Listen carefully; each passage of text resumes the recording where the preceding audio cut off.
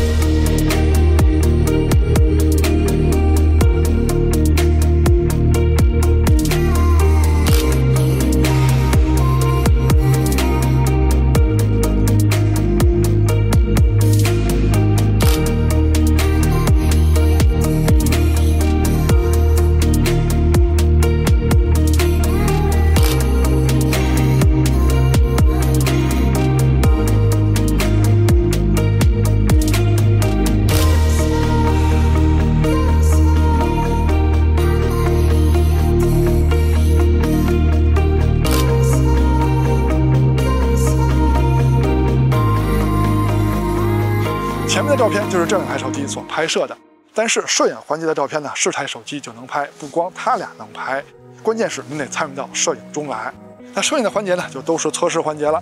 欢迎收看 ZPH， 记得点赞加关注支持我们，因为这样对我们的帮助可非常大啊。那下面呢，就来看看它俩在影像方面的表现呗。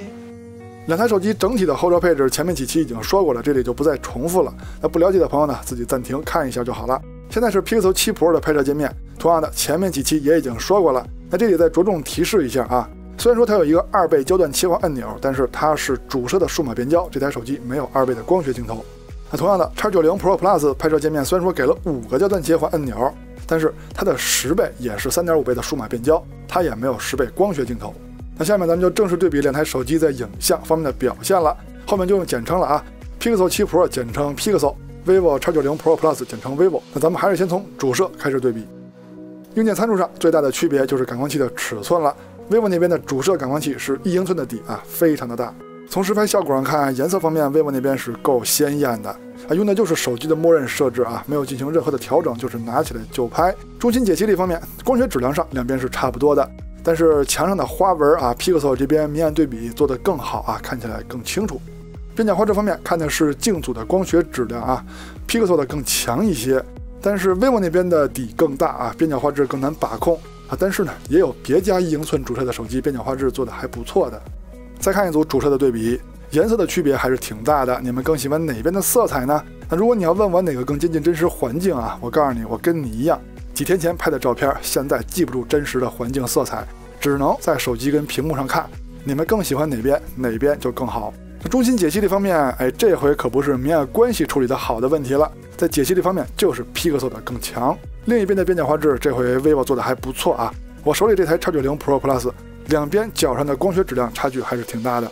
vivo 的主摄有5000万像素高清模式 ，Pixel 这边就没有高清模式可选了。那么在解析力方面 ，vivo 的更强。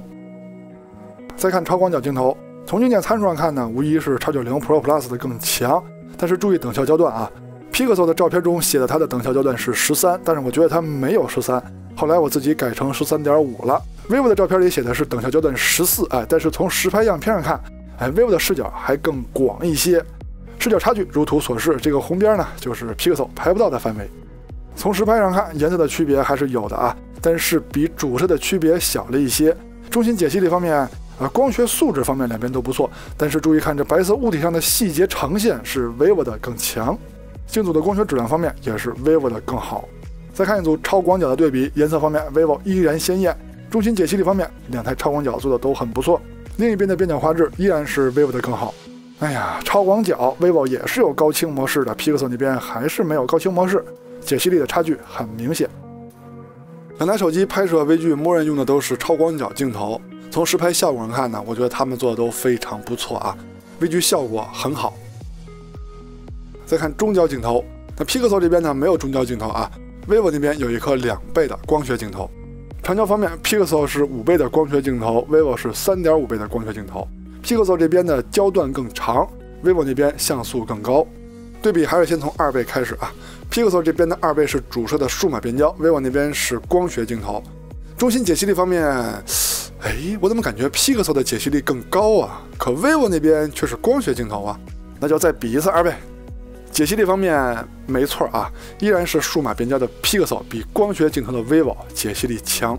好在 vivo 的2倍有高清模式，5000万像素啊，这个时候解析力还是要强于 Pixel 的。现在是3.5倍的对比啊 ，Pixel 那边依然是数码变焦，但是中心解析力方面 Pixel 好像还更强一些。那是因为 Pixel 这个时候是融合算法，中心是5倍拍的啊，4周是主摄拍的。那如果这个时候看边缘画质的话 ，Pixel 的画质还是很惨的，这也是我不喜欢融合算法的原因。现在是5倍的对比，5倍 Pixel 就是光学镜头了 ，vivo 那边是3.5倍的数码变焦，中心解析力方面 Pixel 稍强啊，但是噪点稍微多一些。现在是10倍端的对比，两边都是数码变焦了。那在解析力方面，我个人觉得 Pixel 稍微强一些啊。注意看红色标识上的字 ，Pixel 这边最起码能分出来是字。再看前摄的对比，那这两台手机前摄自拍的效果差距真的是非常的大啊。那如果要有它俩之间折中的方案，我觉得倒是不错。那 Pixel 那边呢拍的有点暗，它比实际环境光线要暗一些。那 vivo 那边的美颜真的是太重了。但是前摄录像方面的表现，你还别说，就是刚才自拍的折中方案啊，我觉得这种效果还是不错的，两边的表现都很好。人像拍摄方面用的就是手机人像模式的默认设置啊，从拍摄效果上看呢，跟前摄还是比较接近的。那我觉得还是 vivo 的更好一些啊，那毕竟老观众都是贪恋我的容颜的，如果要都是 Pixel 这个效果，那可能就不太好了，是吧？宽容度的对比，咱们先看第一个场景，主摄的表现上，我觉得 vivo 的好啊，因为它的暗部能按得下去，而且还有细节，超广角的表现也是如此。但是从第二个场景呢，主摄上 vivo 就开始偏色了，那超广角呢是 Pixel 偏色，但是主摄还是重要一些的，对不对？那下一个场景，主摄的表现这回是 Pixel 好了，因为暗部它能按得下去，而且还有细节，超广角的表现也是如此。第四个场景，主摄上 vivo 依旧偏色严重啊，超广角的表现两边差不多吧。下一个场景，主摄上 vivo 依旧偏色 ，Pixel 主摄的表现还是很稳定的，超广角呢就说 vivo 稍强吧。那最后一个场景，主摄的表现 vivo 依旧还是有些偏色，超广角这回是 Pixel 强，因为它暗部能按得下去，还有细节。现在是夜景的对比，前面几期节目已经说了 ，Pixel 这台手机在拍摄夜景的时候，只要你不用夜景模式，正常拍的时候是没有自动夜景给你捣乱的。但是 vivo 的手机它是有自动夜景的，而且不能关闭，这点非常讨厌。当你在拍摄夜景照片的时候，你就想迅速的拍完，想抓拍，但是不行，因为你不知道什么时候自动夜景会出来给你捣乱，你也不知道自动夜景会持续多长时间。那既然已经给了手机专门的夜景模式了，我想拍好点拍慢点，我直接调到夜景模式不就完了吗？那正常拍的时候你还用自动夜景给我捣什么乱呢？这点真的是非常烦人。那由于 Pixel 是直出 vivo 的自动夜景不能关闭，那这些普通的夜景场景呢，可以看到亮部暗部都是 vivo 的更好，但是 vivo 用起来很闹心。那正式夜景能力的对比呢，还是要到比较暗的地方打开夜景模式开始对比。那先看第一个场景，祖传神速，主摄的表现两边的细节呈现都很不错，但是 vivo 有些偏色。那超广角 vivo 偏的就更严重了，这个场景就更暗了。主摄的表现细节呈现方面 vivo 的更强，超广角两边差不多。减震器场景对细节呈现看的还是比较清楚的啊 ，vivo 在主摄的表现上还是更强的，超广角两边差不多。女流氓小象非常的暗啊，这回不用放大就能看出来，主摄的表现一定是 vivo 的强，那超广角也是 vivo 稍微强一点吧。最后一个场景，祖传神速 Pro， 主摄在细节呈现上的差距依旧非常明显啊 ，vivo 的更强，超广角 vivo 的偏色比较严重。录像用的是手机默认设置 1080p 30帧，如果你用微信等社交软件录制也是这个效果。现在是白天，主摄走路防抖表现，清晰度还是都不错的啊，但是防抖 Pixel 那边没有 vivo 强。超广角的表现，防抖两边做的都非常不错，色彩也不错啊，但是视频锐化方面 vivo 有点重。两倍端录像的效果，防抖方面 Pixel 还是稍微弱一些啊，清晰度两边都是不错的。3.5倍录像 Pixel 只能用主摄数码变焦了，那 vivo 那边呢是光学镜头，在解析力方面差距还是很明显的。5倍录像 ，Pixel 这边是光学镜头了，解析力我感觉稍微强一些啊，防抖方面两边都稍微有些晃。10倍录像的表现正好拍了一个白色的牌子，上面有图案啊。